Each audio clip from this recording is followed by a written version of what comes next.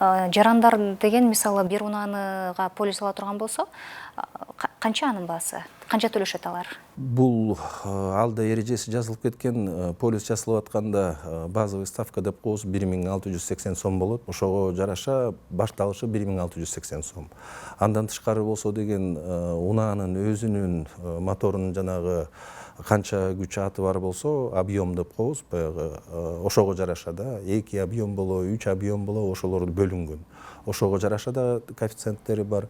Андан тышкары болсо айдоочунун өзүнүн стажына жараша, өзүнүн баягы жашына жараша чыга берет. Андан тышкары болсо эми баягы унаа болгондон кийин автотехника деп коебуз. Булар деген көзөмөлдөн өткөн баягы өзүнүн деген диагностический карта деп коет. Ошондойлор бар болсо, ага дагы баягы скидкалары бар да.